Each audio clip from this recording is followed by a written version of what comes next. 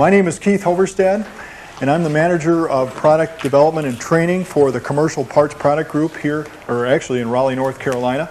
And joining me here today is Harry Olson. Harry is a dealer of ours in Waterloo, Iowa. He services most of north central Iowa, and Harry is very generous with his time and wants to share with you today a story of his success in operating his business in the very challenging times that we find ourselves in today. Well, we're glad you're here, and we're here to talk to you about the parts and service marketing of the future, and that's the new reality. Our objectives for today's class are to help you identify 3 business model changes necessary for future success in this industry. Secondly, explain how the sales and profit sources will change in the future. And number 3, to name 2 brand new CCE parts marketing programs for the year 2000, the new millennium. So let's get started. And let's start first of all by identifying what a business model is. Now, Mr. Roush talked about business model. Mr. Rosvold talked about business model. What is it? Who can identify a business model? Okay, business model very simply is a statement of philosophy about your business.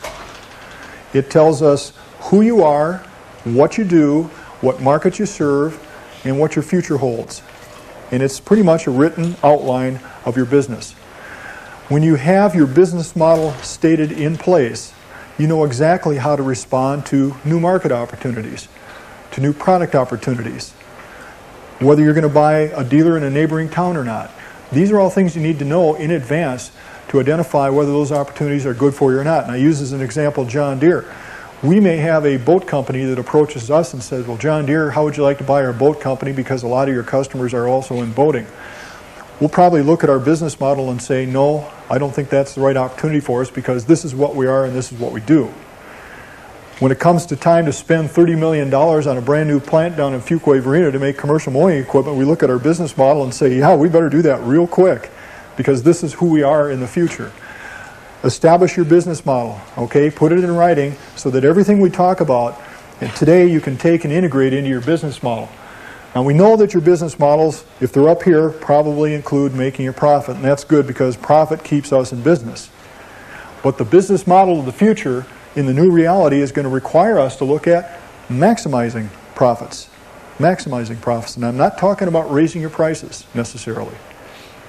That's only one way to do it and probably not the best in the long term.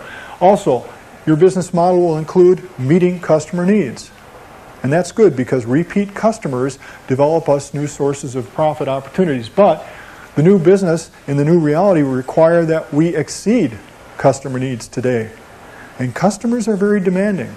We have to learn what their needs are almost before they express them to us. And it's the difference really between reactive selling and proactive marketing.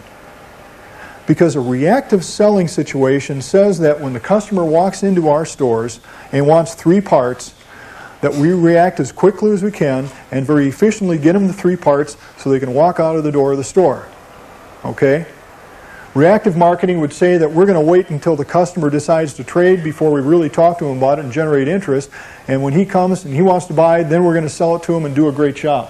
Proactive marketing, however, says that you're going to do those things ahead of time or add to what you normally sold. For example, Kevin, in your parts department, when a customer walks in and needs 3 parts, reactive selling would say sell the 3 parts. Proactive marketing says suggest 1 or 2 other items and sell them. It would also make sense, too, that if you're close enough to your commercial and lawn and garden customers, particularly commercial, you should be able to predict which machine will next likely be replaced and work towards promoting towards that so that you're in the best position to make that sale. That is proactive marketing. And when it comes to what we're going to do in parts and service, it's very important because as we learn, parts and service sales give us a 2 to 3 times profit yield beyond what we earn on equipment sales. 2 to 3 times, and I'm going to respond to that a little bit later. Well, let's look at what's happened in the past. Our business models of the past, and this probably dates back 30 years, is that repair parts were stocked in our dealership to support the service department exclusively. There really wasn't much in merchandising, and we certainly didn't sell parts before the customer actually needed them. And in the old business model, we all lost money in the shop, right? To a certain degree. Well, in today's business model, we're doing more displaying of parts out in front. We're merchandising. And I don't know if you've had a chance to go through the merchandising class yet, but we've got an excellent example of how your store could look down, I believe, in Classroom D. It's just an outstanding show place for displaying parts. But we're doing more of that. We're selling more pre-need parts. For example, you've got the home service kit here. Many of you are selling the home service kit. You're selling this to a customer before he needs it, aren't you? Because he wants to put it on a shelf, and if he wants to change the oil in his lawn and garden tractor at 10 o'clock at night, he knows you're not open. So this appeals to a customer's natural pre-need requirements. Also, pre-season service work. Many of you have very effective inspection programs going on in your stores where you're not just doing repair work in the shop, but you're doing preventive maintenance. And that's the key to developing more service work. And I'll just make this mention right now. You heard it last class. We're going to mention it again. You have to have separate department accounting in your dealership. If you do not know the separate financials with each different department, you cannot manage for profit. So don't go another day further in your business until you get this established, because seriously, folks, this is the wave of the future. You must be able to manage your opportunities separately within your dealership. Now, what's going to happen in the future?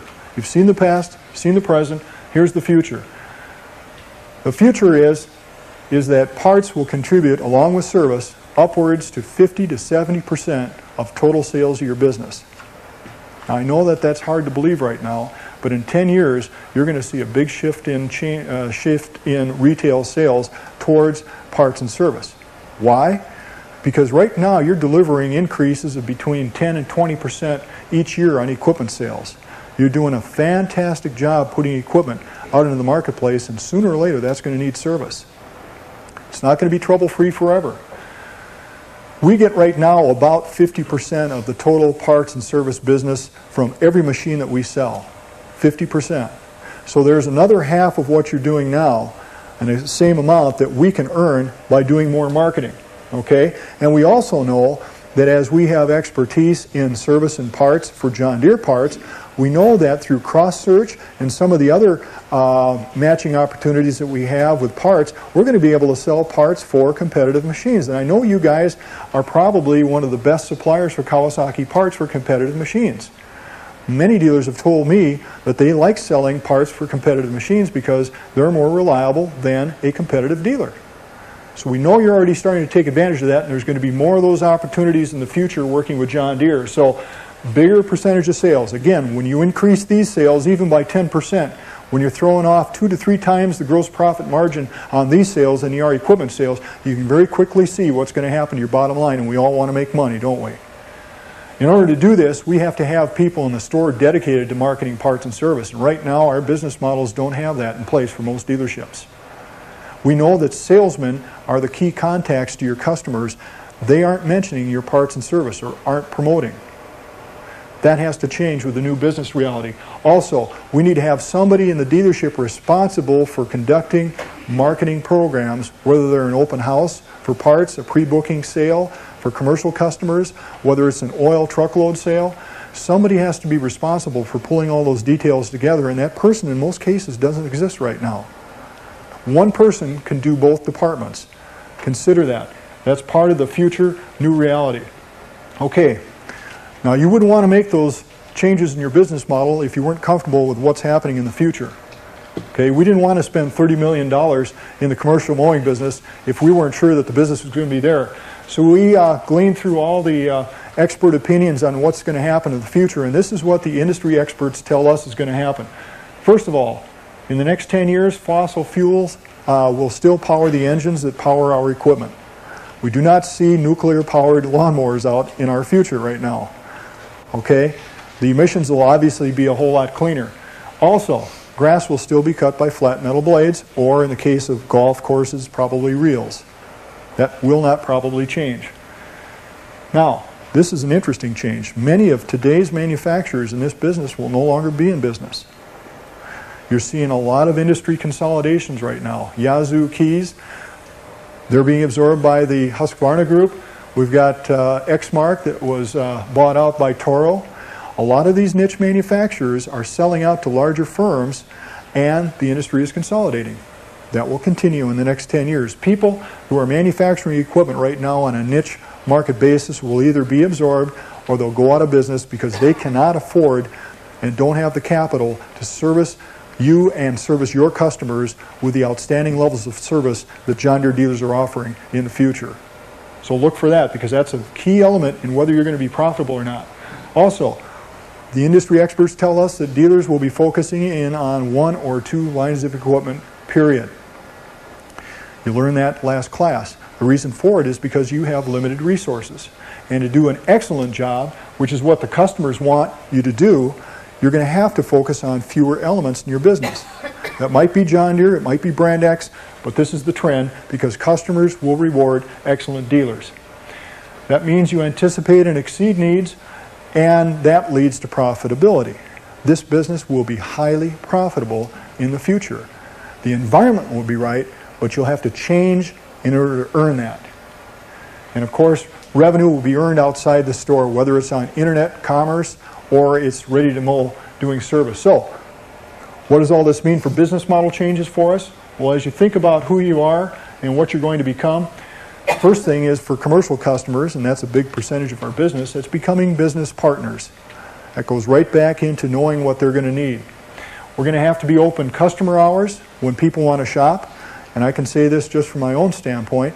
When I shop in Raleigh, I have a difficult time buying John Deere merchandise and parts because the store is only open between 8 in the morning and 12 noon on Saturdays, and that's the only time I can shop at their store. If that doesn't fit my schedule, I can't buy John Deere parts and merchandise.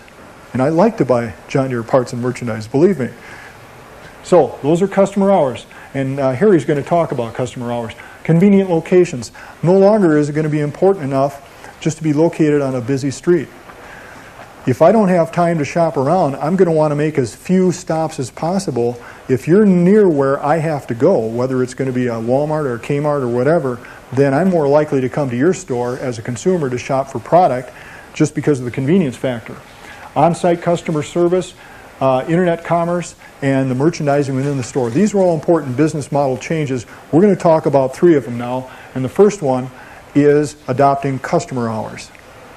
Now, Harry Olson is our dealer, as I mentioned, in Waterloo, Iowa. Harry's been a dealer for 27 years. There isn't a whole lot that Harry can learn about this business, although he'll modestly tell you he learns every day.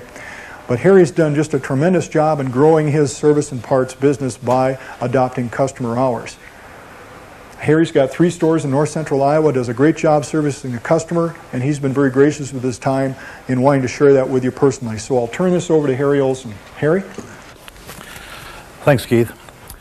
I appreciate the opportunity to have a few minutes to come and tell you a little bit about what we've done and maybe how we did it and why we did it. One thing about the classes here today, they're on a pretty tight time schedule. And if there's time after class, I'd be glad to answer any questions for you.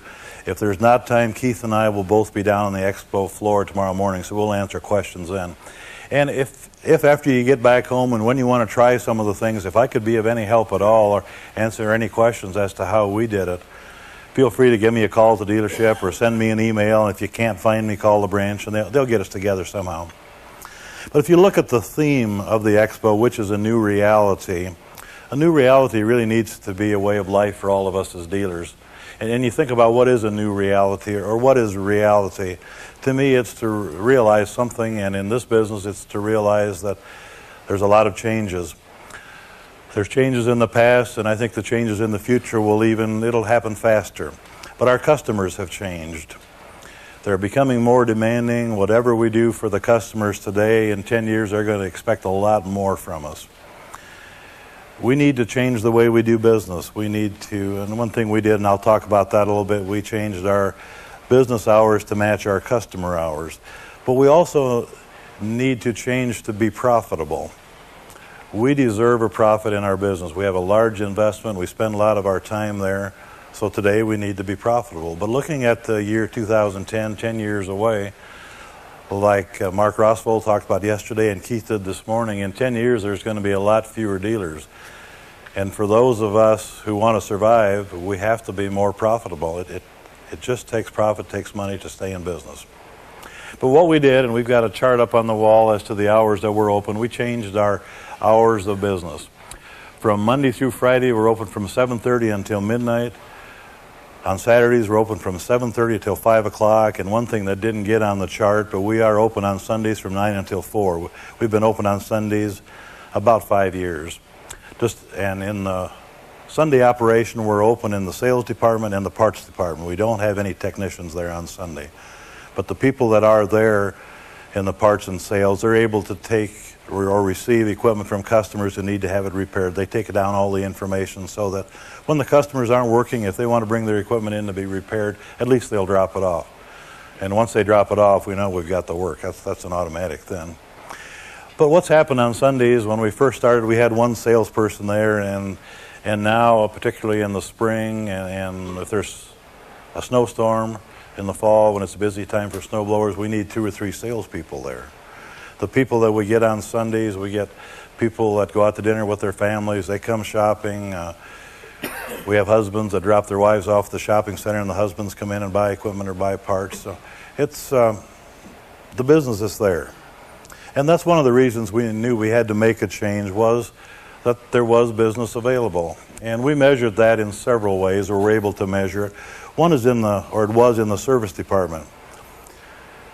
Back 10 years ago, if a customer brought a piece of equipment in to be serviced, there were at times, and probably most of the time, a 2 to a 3 week turnaround to get the equipment back to the customer.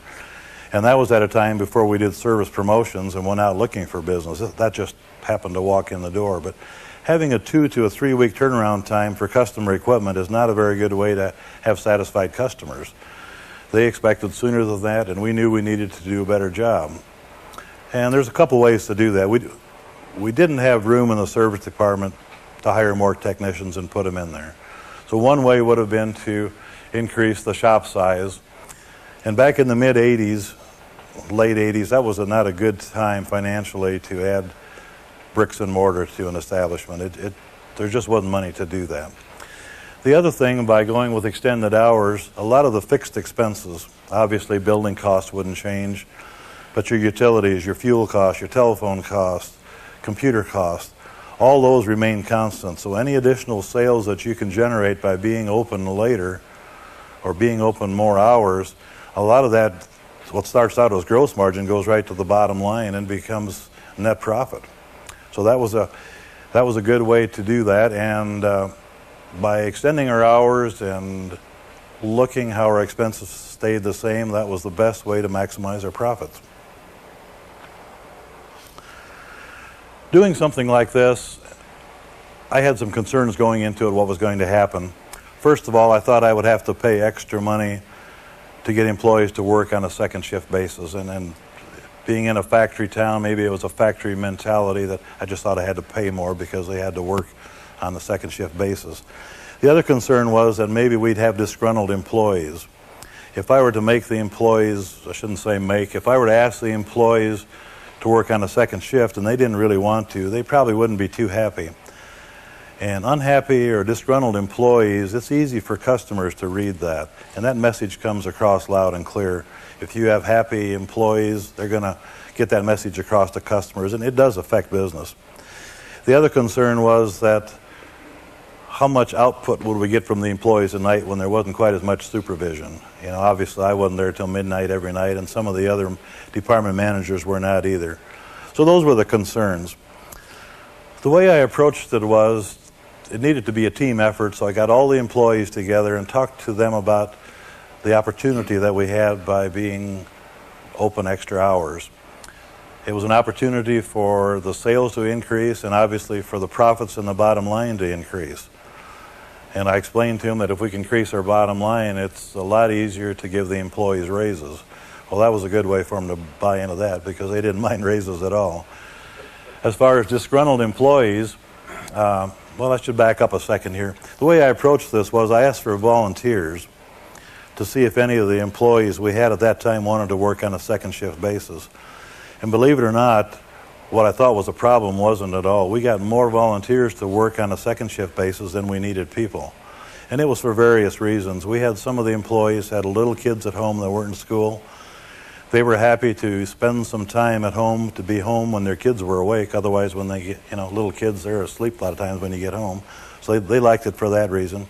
Some of the employees had spouses that had jobs, so by working on a second shift, they could share their babysitting chores at home, so they liked that. Some of them liked to go hunting and fishing in daylight hours. So for various reasons, we had more volunteers than we had a need. And with all the volunteers, I knew there wouldn't be any disgruntled employees, and obviously that was a good time to keep quiet about paying them extra for working at nights. So we didn't have to do that. So all in all, it really worked out pretty well. So we went ahead at that time and extended our hours. Now looking at what has happened and measuring the results, looking at 1999 last year, 25% of our total CCE sales, that's in service department, parts, and complete goods, and we do measure our CCE sales separately from our ag sales at the dealership. We have a completely separate department for that. But 25% of our sales are happening in the hours that we used to be closed. It's really made quite a difference. And if you look at when the sales are happening, if that 25% of the sales that you make, if you would have had that the next day anyway, you really didn't gain anything. But with our computer system, we add a new customer account to everybody that buys a complete goods item, to everybody that buys parts, to everybody that has service work done, and we're continuously adding new customers, so we knew that it was new business. The other way to measure it was the amount of competitive equipment, other brand equipment that we were working on in the service department. Those were customers that owned that equipment that we just didn't have before. And we also noticed it in the whole goods department. We were taking a lot more competitive trades than we had in the past. So we knew it was new business, which was the goal. Looking at the sales increase, we have increased in the years that we've done these hours on a 10 to 15% a year annual increase, some years more than others, but that's what the average has been. It's easy just to say 10 to 15%, but I actually went back and looked at the dollars of sales, and I went back to 1991, for instance, and looked at service department sales. Our service department sales in 1999 are exactly 3 times what they were in 1991, so the sales have tripled. And the part sales have gone right along with that, because it's a common known fact that if you can add a technician or if you can add service department sales, that those are the 2 areas of your dealership where you can generate the most income. Service department gross margin, for instance, is 60 to 65%. Parts department gross margin is probably about 40%. So those 2 departments at your dealership can really add the most dollars to your bottom line. I guess if I were up here talking about whole goods sales, and I've been to meetings before where you can say about whole goods, when you take a trade-in, it's an opportunity to make money on trade-ins. I don't know if I exactly 100% agree with that. What I like to trade in on complete goods is money. But when you look at the parts and service department, there are no trade-ins. The increases that you have in sales, the profits directly go to the bottom line, and there are no trades. I mean, it's the good part of the business. Again, looking at the expanded customer base, the new customers that we added through the years, they're a good target for our advertising programs. If our salespeople, it doesn't happen very often, but once in a while somebody comes in asking for a piece of used equipment, we have record of our customers, what equipment they have. It's just a good source of future business with our customer base. We created a competitive edge, and really what we mean by that is probably when we first started to extend our hours, it was more of a leading edge, because there weren't too many dealers like us that had the hours that we went to. Your mass merchandisers, your Home Depots, your Walmarts, places like that were open a lot of hours. The leading edge kind of turned into a competitive edge because it was a deterrent to some of our competitive businesses. We had a Cub Cadet dealer in town at that time. He's not there any longer. There are 2 or 3 other outdoor power equipment dealers of competitive brands that are no longer in business. Obviously, we probably stole some of their customers with the hours that were open. We had a Home Depot open a Crossroads center in our town about 4 years ago, and there was some concern there as to whether that was going to be hard on our business. In fact, the local newspaper even came out and did an interview, because a Crossroads Home Depot center has a lot of different products. They actually tried to focus some of their business on farm customers and lawn and garden equipment customers. They had CCE technicians working there. They had a tire department for farm tire service. They had some agricultural parts available too. But, and obviously we didn't have a lot to do with it, but they no longer do that. They don't service any CNC equipment anymore. The business wasn't there. So I really think that even though the mass merchants can be a threat to us, people still buy from people. And I don't know if any of you have gone into Home Depot, but sometimes it's hard to find a person to wait on you that really knows anything about the product that they're selling or can really help you. And we as dealers, we have the people, so it's important. I'm talking about Home Depot, and it's a little bit off the subject, but looking at the contracts that we have available with Home Depot as far as doing service work and setting up the equipment that they sell, it's kind of a John Deere product. But a lot of dealers feel that, well, you know, they're our competition, so why should we do business with them? But I guess the way I look at it, their money is as good as anybody else's money, and whether we service or whether we set up their equipment isn't going to affect their business. They're going to find somebody to do it. So we might as well generate the income that's available to us, because to us, in our dealership, service is our most profitable department. So I think it's important to approach that on a positive attitude. The other thing that happens is that with Home Depot, and when we do some service on their equipment, pretty soon the customers find out who's doing the service, and it kind of gets us in with the customer of the future. The other thing that we found out by being open, the hours that we're open, was looking at our commercial customers. And commercial customers are the commercial cutters that go out and do custom mowing for the normal customers in the area. The other part of it is the schools, the cities, the mowing that they do in parks. So there's a lot of that business out there. By being open the extra hours, and to the commercial cutter in particular, time is money to them. If their equipment is broken down, not only do they not generate income by not running that equipment, but they usually have employees standing around waiting for it to get fixed. So time is money to them. And by being open extra hours, we really bought some of their future business with our parts and service department. We bought some loyalty. And when the time comes for them to make their decision on buying equipment, we're able to get a little higher gross margin from them because of it. It's easy for me to say that, but we have a short video where 3 of our customers gave their comments, and they kind of tell about some of the things that I was talking to you about.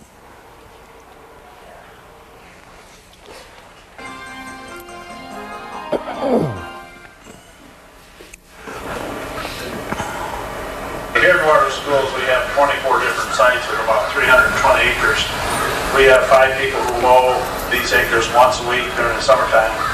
We have 2 955s, a 1155, and a 5400 that pulls a 16-foot back wing. And we try to cover all 320 acres at least once a week, because curb appeal is very important to us. The availability of repair parts is very important to us. We have the 6 people that are running. We know we can go to Deere anywhere from 5 o'clock in the afternoon when we close down till midnight to get that repair part. If it's a bushing, if it's another set of blades, the commercial dealer that we deal with definitely has the parts, and the availability of time is important to us because time is money. Price and purchasing a product is very important to us. However, the service that is provided after hours with the commercial dealer here is very, very important to us. We don't have any spare tractors or mowers sitting around, so it's very important to us that we have after-hour service, be it 4 o'clock in the afternoon, 10 o'clock at night. That after-hour service is a very important item when we're evaluating what product we're going to be purchasing.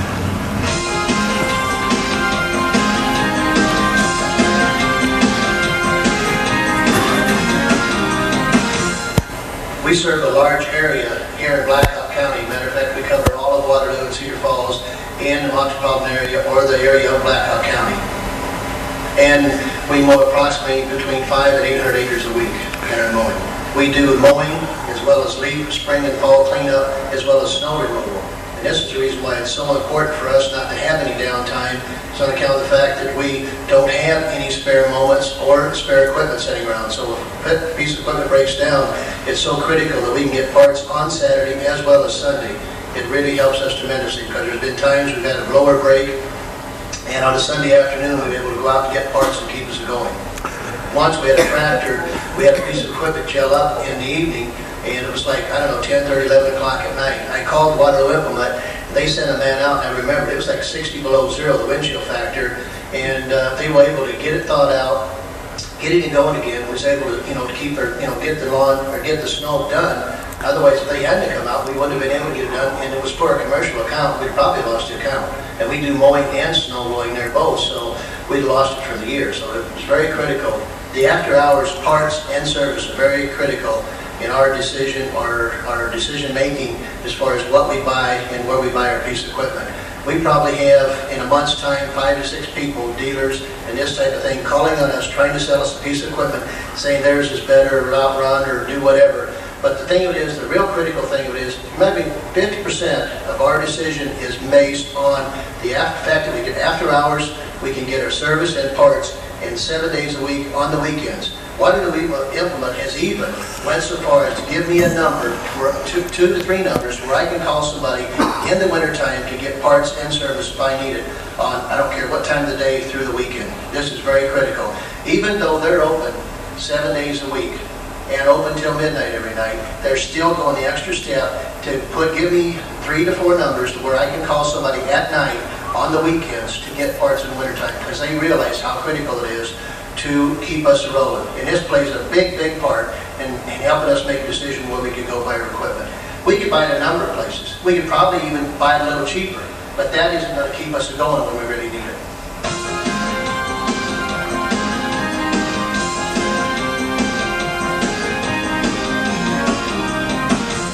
We serve a broad area, north central Iowa, primarily Waterloo, Cedar Falls, and we run 3 maintenance crews, and we primarily concern ourselves with the design, build, and maintenance of all aspects of lawn care. I'd say almost every time I do work in service, I try to push it to after hours. I don't like to take time out of our day when we should be producing income to get stuff fixed. It's the only time I really prefer to do business is after hours. So I try to keep all our daylight hours producing income, getting jobs done, and staying on top of things. One afternoon we were, one of the maintenance crews was out working, and we had a hydraulic leak on one of our garden tractors, and I called the service department, and they got us in late that afternoon, and we picked the machinery up yet later that evening, and so we were up and running by first thing in the morning. Didn't cost us any downtime at all. I look for vendors who share my philosophy in service. The after hours service and parts and sales is extremely important to me. I push all my work toward the evening so it doesn't cost us downtime. If a vendor doesn't share that philosophy, I'll find somebody that will.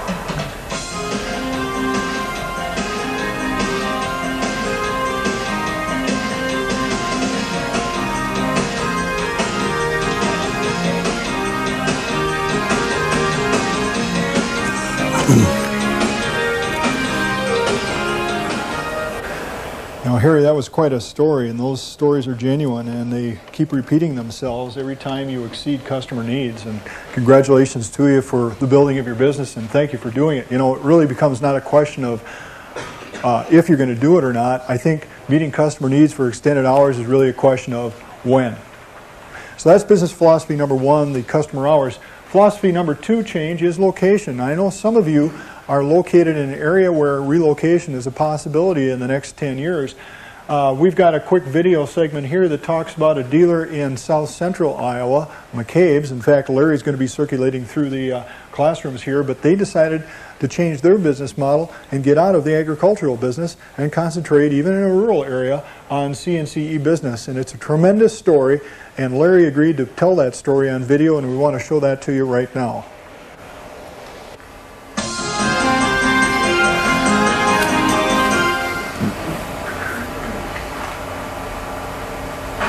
We built the new store here at the time that the mall was being built here in, or the Coral Ridge Mall was being built here in Coralville, and we had been a combination ag and consumer products dealer for some 30 years, maybe one or two, and it changed to being more and more consumer products and this sort of thing because of the changes in Johnson County and Cedar County and the declining customer base in agriculture in this county.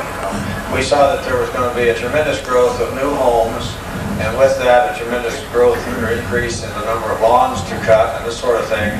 So we decided to locate close to the huge traffic area that's centered around the Coral Ridge Mall and take advantage of this. Because of our new location near the mall, we've seen with the increased traffic,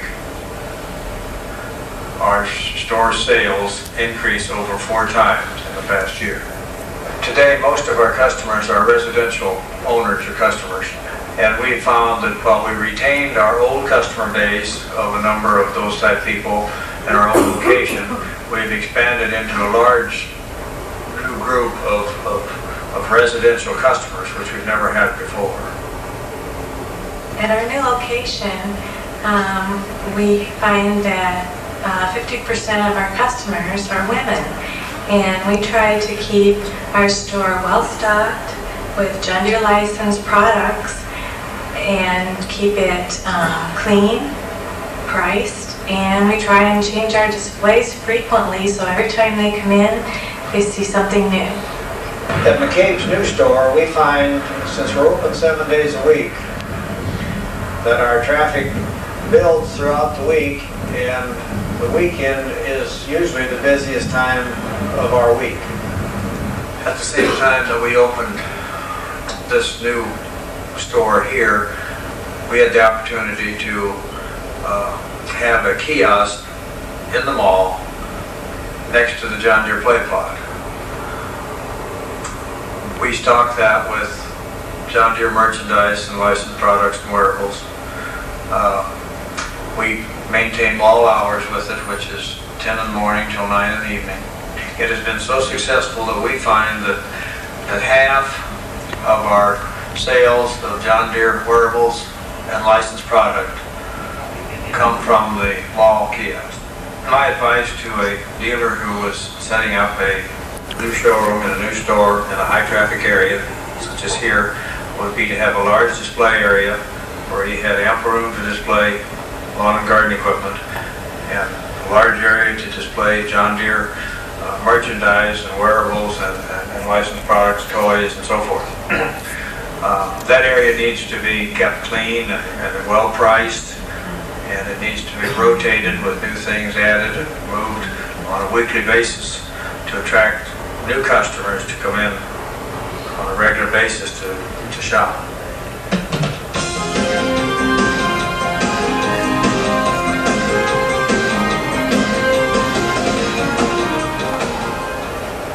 Now, another great story about somebody who changed business models, and that store is, predominantly lawn and garden, and with 50% women coming in, yeah, that sure changes how they merchandise the showroom, because women are very meticulous about how they like to see things, and that's good. Guys like me, we don't care as much, but then I don't spend as much money either. But that's the idea. Fourfold increase in sales, gross margin improvements, that all came about as a result in a major change in business decision.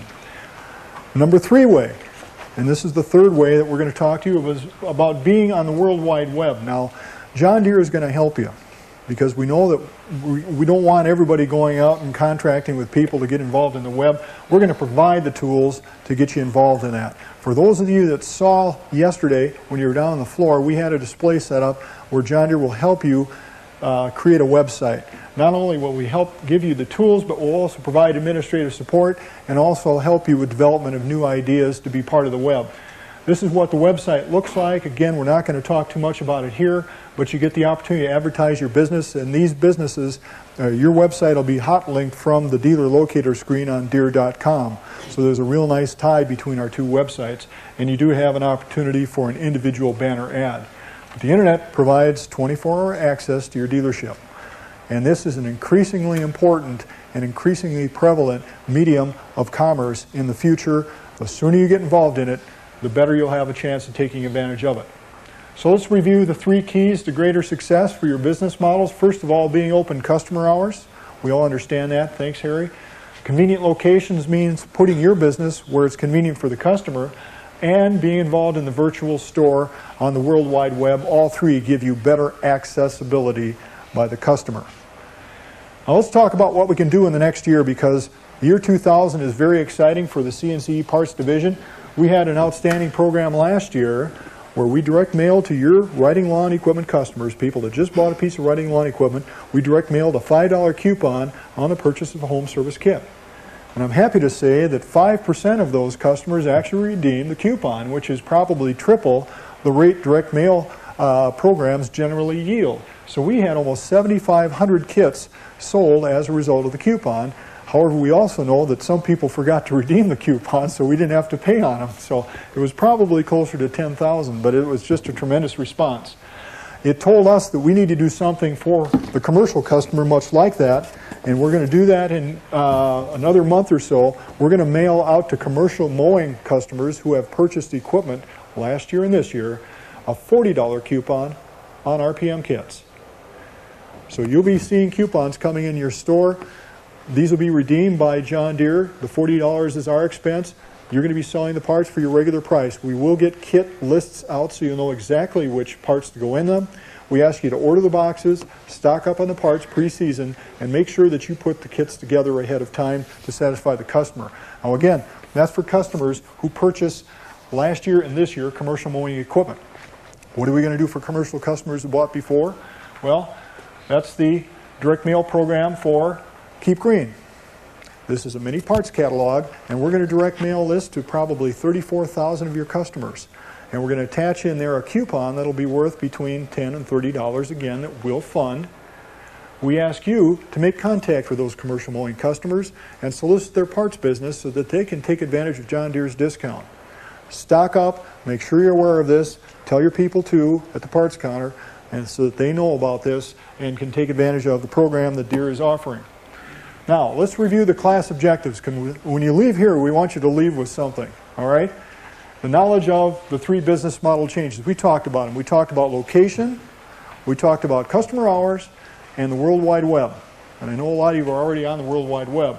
The second change was in how profits and sales will change in the future. Because in 10 years, you're going to make a whole lot more money selling parts and service because of your efforts than equipment sales. And number 3, the 2 new CCE programs for this coming year is Keep Green and RPM.